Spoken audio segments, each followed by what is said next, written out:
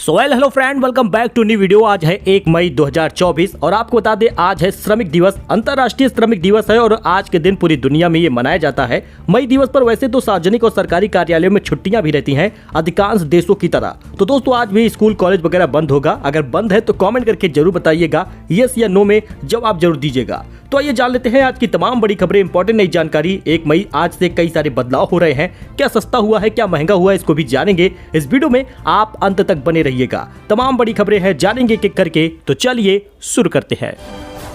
देखिए, इलेक्शन के बीच में ही दालों के भाव ने बढ़ा दी है टेंशन, जमाखोरी करने वालों पर कार्रवाई होगी, इसकी तैयारी की गई है। दोस्तों आम चुनावों के बीच में दालों की बढ़ती कीमतों से चिंतित केंद्र सरकार दालों खासकर अरहर और उड़द की जमाखोरी करने वाले व्यापारियों और बड़े कारोबारियों पर कार्रवाई करने की तैयारी कर रही है। इन दोनों दालों के स्टॉक के खुलासों के संबंध में जमीनी स्थिति का आकलन करने के लिए वरिष्ठ अधिकारियों की टीम विभिन्न राज्यों में भेजी जाएगी। मामले से जुड़े 2 अधिकारियों ने यह जानकारी दी है। देखिए 7 राज्यों में इसका दौरा भी होगा, इसी सप्ताह में दौरा किया जाएगा और जांच की जाएगी। तो अगर आप भी जमाखोरी वगैरह कर रहे हैं, ऐसे लोगों को जानते हैं तो सतर्क करिएगा और उनको सही राय दीजिएगा, क्योंकि लगातार जमाखोरी की वजह से दाल वगैरह महंगी हो रही है। तो दोस्तों 4 धाम यात्रा को लेकर बड़ा अपडेट आ गया है। 4 धाम के लिए ऑफलाइन पंजीकरण मई के पहले हफ्ते से शुरू हो जाएगा। जी हां दोस्तों, 4 धाम के लिए ऑफलाइन पंजीकरण मई के पहले हफ्ते से ऋषिकेश और हरिद्वार में शुरू होगा। सचिव पर्यटन सचिन कुर्वे के साथ बैठक में 4 धाम तीर्थ पुरोहित महापंचायत ने तीर्थ पुरोहित द्वारा ये कदम उठाया है, ये फैसला लिया है। दरअसल आपको बता दें, जो संख्या तय की गई है उसमें ऑफलाइन रजिस्ट्रेशन वाले यात्रियों की संख्या ऑनलाइन वालों के अतिरिक्त स्थानीय लोगों को पंजीकरण प्रक्रिया से बाहर रखा गया है। अब देखिए, पंजीकरण की प्रतिदिन की स्थिति में आपको बदलाव देखने को मिलेगा। फिलहाल 4 धाम यात्रा मई के पहले सप्ताह में पंजीकरण ऑफलाइन वाला शुरू हो जाएगा। तो दोस्तों बड़ी खुशखबरी है, अगर आप भी मोबाइल वगैरह खरीदना चाहते हैं या लैपटॉप खरीदना चाहते हैं या कोई इलेक्ट्रॉनिक सामान या स्मार्ट वॉच खरीदना चाहते हैं तो आपके लिए बड़ी खुशखबरी है, क्योंकि तैयार हो जाइए। 2 मई से शुरू हो रहा है अमेज़न की महा बचत सेल। 75% तक सस्ते में खरीदेंगे आप फोन, लैपटॉप और smart watch. E commerce site पर अमेज़न पर ग्रेट समर सेल शुरू होने वाला है। अब कंपनी ने अपनी इस महा बचत सेल डेट की घोषणा कर दी है। भारत में ये ऑनलाइन सेल 2 मई से शुरू होगा। यह सेल एक दिन पहले प्राइम मेंबर्स के लिए शुरू होगा। सेल के दौरान mobile phone, laptop, tablet, smart watch, earbud और स्मार्ट टीवी पर जबरदस्त आपको छूट देखने को मिलेगी। इस सेल के दौरान आईसीआईसीआई बैंक और बैंक ऑफ बड़ौदा साथ ही वन कार्ड के साथ प्रोडक्ट के खरीदने वालों को 10% का बैंक डिस्काउंट भी मिल जाएगा। तो अगर आप चाहते हैं इलेक्ट्रॉनिक सामान खरीदना, स्मार्टफोन वगैरह खरीदना, तो आपके लिए बेहतरीन छूट मिल जाएगी। लैपटॉप, स्मार्ट वॉच और हेडफोन पे 75% तक की छूट मिल जाएगी। वहीं अमेज़न की सेल पर टीवी में 65% तक की छूट मिलेगी। वही किसानों के लिए अखिलेश यादव ने किया बड़ा ऐलान, गठबंधन की सरकार आई तो माफ हो जाएगा कर्ज। लोकसभा चुनाव को लेकर इंडिया गठबंधन को जिताने की अपील कर रहे सपा चीफ ने हाथरस में बड़ा ऐलान किया है। हाथरस के सिकंदराव में सपा प्रत्याशी जसवीर वाल्मीकि के समर्थन में जनसभा करने पहुंचे अखिलेश यादव ने कहा, गठबंधन की सरकार आई तो किसानों का कर्ज माफ करेंगे, साथ ही 10 लाख युवाओं को नौकरी देंगे।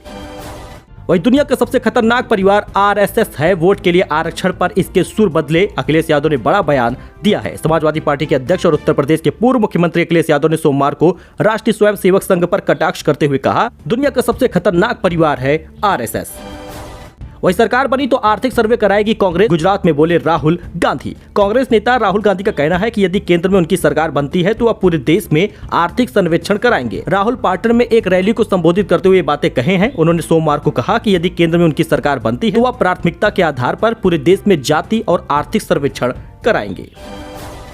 तो दोस्तों केंद्रीय कर्मचारियों के लिए बड़ी खुशखबरी है, चुनाव खत्म होते ही मिलेगा बड़ा सरप्राइज। जी हां, अभी केंद्रीय कर्मचारियों का भत्ता 50% है। अगर आगामी छमाही में बढ़ोतरी 4% की होती है तो भत्ता 54% तक हो जाएगा। वहीं 3% होने की स्थिति में 53% तक रह जाएगा। जी हां, अगर आप भी केंद्रीय कर्मचारी हैं तो ये खबर आपके लिए बेहद काम की है कि लोकसभा चुनाव खत्म होने के बाद केंद्रीय कर्मचारियों को बड़ा तोहफा मिल सकता है। 8वें केंद्रीय वेतन आयोग के गठन पर विचार हो सकता है। 4 जून को लोकसभा चुनाव का नतीजा आएगा। तो राशन को लेकर बड़ी खबर आ गई है। 1 मई तक आपको मिलेगा अप्रैल महीने का राशन, उसके बाद 10 तारीख से शुरू होगा मई महीने का राशन। दोस्तों जिन कार्ड धारकों ने अभी तक राशन नहीं लिया है उन्हें 1 मई यानी आज आपको राशन मिल जाएगा, जाकर ले पाएंगे। राशन का 100% वितरण न हो पाने के कारण सरकार ने इसका डेट जो है वो बढ़ा दिया था 2 दिनों तक। अभी तक 29 अप्रैल तक राशन बंटना था, लेकिन 30 और 1 तारीख 2 दिन के लिए राशन बंटने की ऐलान कर दिया गया है। 1 मई तक ई पॉस मशीन के जरिए आधार आधारित वितरण होगा। वही ओटीपी के जरिए भी आप राशन ले सकते हैं, लेकिन 10 मई से एक बार फिर से राशन शुरू होगा मई महीने का।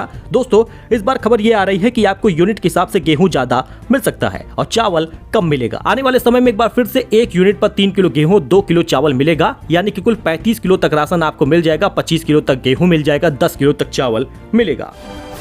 तो आइए जान लेते हैं गोल्ड सिल्वर प्राइस के बारे में, क्योंकि गोल्ड की कीमत में गिरावट जारी हो गई है। आज 130 रुपए तक सस्ता हो गया है सोना, चांदी स्थिर रही है। आइए इसका दाम देख लेते हैं। दोस्तों, दिल्ली में सोने की कीमत 130 रुपए लुढ़क गई है। इस गिरावट के साथ सोने की कीमत 72,750 रुपए पहुंच गया है। शुक्रवार को सोने की कीमत 72,880 के करीब था, यानी सोने के दाम लगातार गिर रहे हैं। अब शादी का सीजन भी चला गया है, अब शादी वगैरह नहीं हो रही है मई और जून के महीने तक, तो अब सोने के दाम में गिरावट देखने को मिलेगी। हालांकि चांदी की कीमत 84,500 रुपए प्रति किलो बनी हुई है, तो कीमत में कमी आपको देखने को मिलेगी। जो उपलब्ध नहीं है वह मुख्यमंत्री पद पर भी ना रहे, यही है राष्ट्रहित। हाईकोर्ट की केजरीवाल को नसीहत। दिल्ली हाईकोर्ट ने सोमवार को कहा कि अरविंद केजरीवाल की गिरफ्तारी के बावजूद मुख्यमंत्री पद पर बने रहने का फैसला निजी है, लेकिन इसका आशय यह नहीं है कि छात्रों के मौलिक अधिकारों को रौंद दिया जाए। हाईकोर्ट ने केजरीवाल को नसीहत देते हुए कहा कि दिल्ली जैसी व्यस्त राजधानी ही नहीं, किसी भी राज्य में मुख्यमंत्री पद पर कोई औपचारिक पद नहीं है। यह ऐसा पद है जहां पदधारक को प्राकृतिक आपदा संकट से निपटने के लिए 24 घंटे और 7 दिन उपलब्ध रहना पड़ता है। यही कारण है कि उन्होंने कहा कि जो उपलब्ध नहीं है वह मुख्यमंत्री पद पर भी ना रहे। वही दोस्तों, कोविशील्ड लगवाने वालों के लिए बुरी खबर सामने आई। एस्ट्राजेनेका कंपनी ने कबूला ब्लड क्लॉटिंग जैसे साइड इफेक्ट की बातें।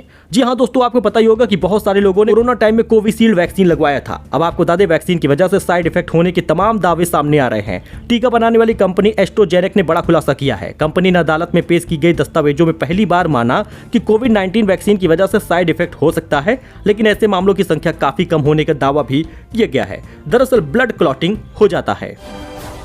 वही एनडीए की सरकार बनी तो हज यात्रा के लिए मुस्लिमों को देंगे 1 लाख रुपए। चंद्रबाबू नायडू का बड़ा ऐलान हो गया है, आपको भी मिलेगा। दोस्तों, टीडीपी सुप्रीमो एन चंद्रबाबू नायडू ने रविवार को ही बड़ा ऐलान कर दिया। आंध्र प्रदेश में एनडीए के तहत टीडीपी, बीजेपी और जनसेना की सरकार बनने के तुरंत बाद मक्का जाने वाले मुस्लिम तीर्थयात्रियों को 1 लाख रुपए की वित्तीय सहायता दी जाएगी। विपक्षी नेता ने यह वादा नेल्लोर में मुस्लिम समुदाय के साथ बातचीत के दौरान किया है। हज यात्रा के लिए चंद्रबाबू नायडू ने यह बड़ा वादा किया है। अब हर मुस्लिमों को 1 लाख रुपए की वित्तीय सहायता मिलेगी मक्का जाने पर, हज यात्रा करने पर।